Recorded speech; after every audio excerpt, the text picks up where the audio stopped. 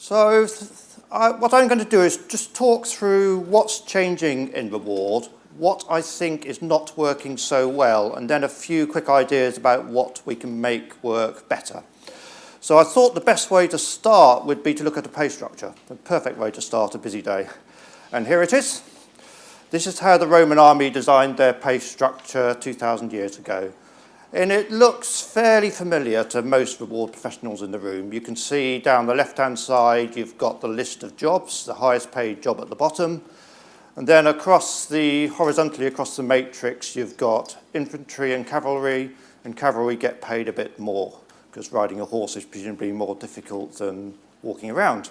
So that's how they did it 2,000 years ago. And what my talk's going to be about is really that's the same way we think about reward today.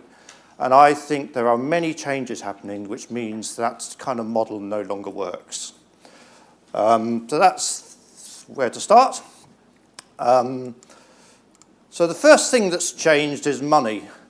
The green line on there is gross domestic product worldwide per capita over the past 2,000 or 3,000 years. And you'll see that it did not change at all for thousands of years until the Industrial Revolution in the middle there in about 1800. And since then, it's gone up massively. So there is a lot more money around, and that chart is even more dramatic when you think that worldwide population, which is the number of people in the world sharing that money, has gone up equally dramatically from about 1 billion in 1800 to over 7 billion today. So there's a lot more money around, and the way we use it is different. Over history, money was used for necessities, to buy the things that we needed. Now a lot of money is about lifestyles and status. That's the way we think about money. Some of it is still needed for necessities, but most of it is not necessary. And I think that has real implications for the way we reward people. So what studies have shown is that money does not make people happier in terms of their emotional well-being. It makes them happier with the way they feel about their lives. So anything over $75,000 is a number that's often quoted. Doesn't make any difference to how happy people are today, but it does make a difference to how they think about their status and where they've got on in the world. So money's got a lot more complicated because there's a lot more of it around. The other thing that's changing, as we know, is jobs. So there are 20th century jobs, and you'll see they're square, they were straightforward, they were job descriptions with lists of tasks, and we paid people to do jobs according to those descriptions. What's now happening, as we know, is many of those jobs are being replaced by robots and computers, and there are also a lot of simpler living wage basic jobs down that end. But that is only part of the story. So what's also happening is that new jobs are being created that are more difficult, and some of which we don't even know what they look like yet. And those jobs cannot be rewarded based on the kind of traditional 20th century job description. Why those jobs are different is that the capabilities of the individual make a big difference to the outcomes from the job. And there are many jobs like this. I was thinking about this morning. Those of you who travel on Southern Rail will know that they're looking for driver-only trains. What they should have is guard-only trains. So they should have computers driving the trains and have guards trained up and skilled to do difficult stuff like dealing with passengers. So that's an example of the way what was a complicated job in the 20th century, a train driver, is no longer needed, but should be replaced by something which requires very different types of skills. And that has implications for reward, because you need to reward the individual and what they're contributing. I'll talk a bit more about performance pay in a second. The other thing that's changing is the balance of the employment relationship, as I call it. So in the 20th century, it was very much in favour of the employer. And that is largely because employers had most of the information and employees tended to believe what we told them about things. But now employees have far more information, almost as much as employers do, We need to be much more careful what we say because we'll get found out if we are not careful about that. That's particularly the case about things we tell employees about reward. And also, so much of the value that comes from employees and workers, I should say, is the skills that they're bringing to those jobs. And those are the sort of skills that cannot be trained. So the value of the traditional training and career path for many jobs that employers offer has diminished, I think, or will diminish going forward. So that's the summary of the changes. And that means that a lot of reward is about psychology. It's about the way people think about what they're paid, rather than the amounts we're paying people, which we're dealing with all the time on spreadsheets every day of our lives, some of us. And the model I used in my book to think about this was to split out the extrinsic rewards, which are the things that employers do to employees from the outside, which are all the things that we in this room are concerned about for most of the time. Benefits, pay, share incentives, pensions, training, development, all those things which we provide. And also think about what it is that intrinsically motivates employees in their work. And the green circles around the outside of that model, which are based on David Rock's SCARF model, are the kind of psychological rewards that people need in their lives. So status, certainty, autonomy, relatedness, and fairness are the 5 things that people really need to be able to enable them to do well in their jobs. And the problem with the way reward is often managed is it becomes a threat. So many of the things that reward programs do, if they're not managed carefully, can threaten the intrinsic rewards that employees have.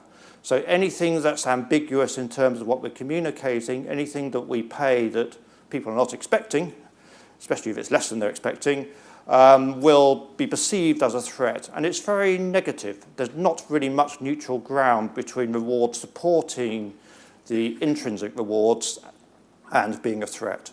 So what that means is in new models we'll need to be far more careful about the way we communicate and think about how reward is positioned alongside the wider proposition that employers are offering to employees.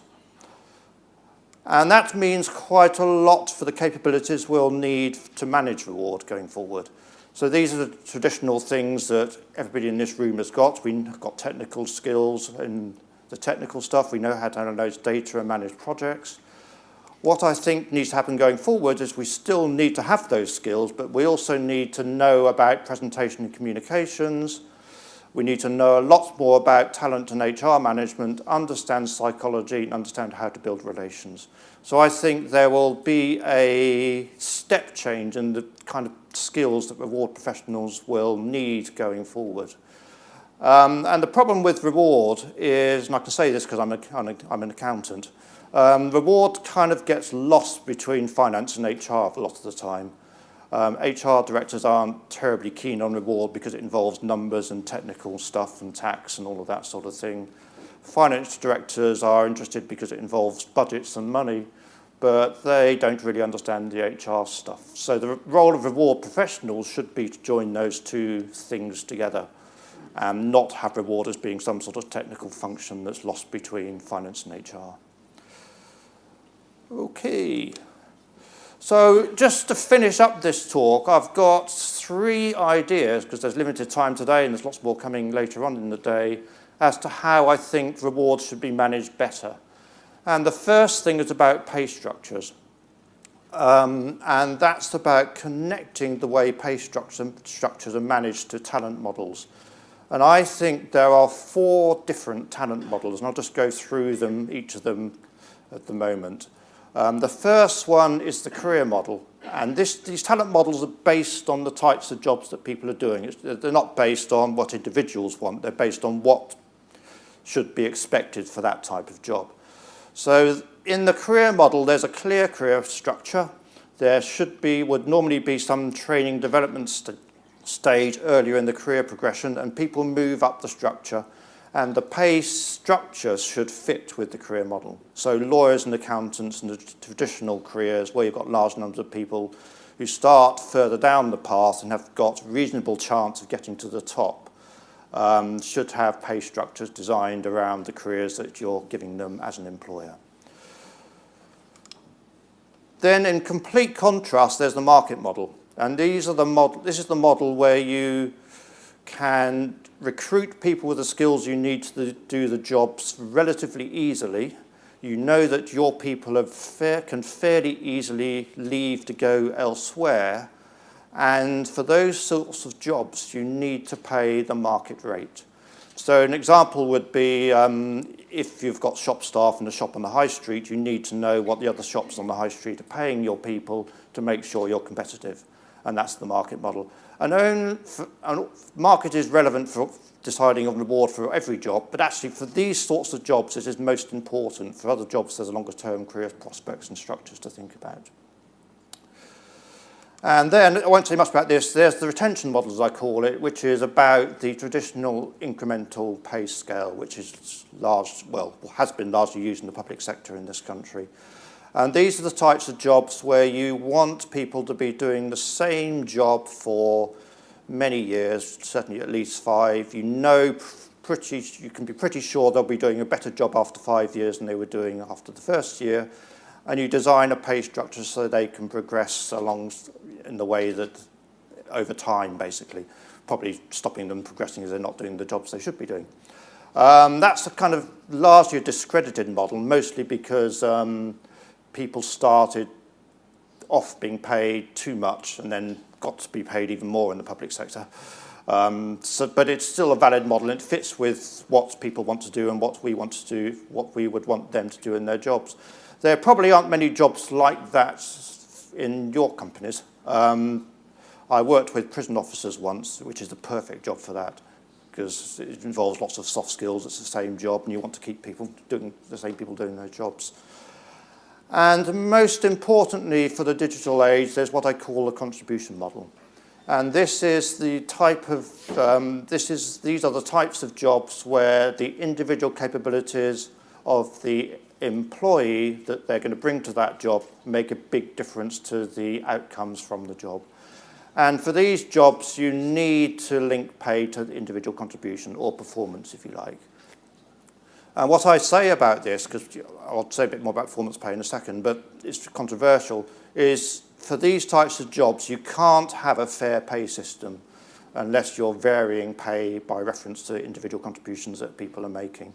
So, if I'm doing the same job as somebody else and I'm doing a worse job and somebody else is doing a better job, that person will think that the pay system isn't fair if I'm paid the same as they are. It's as simple as that, really.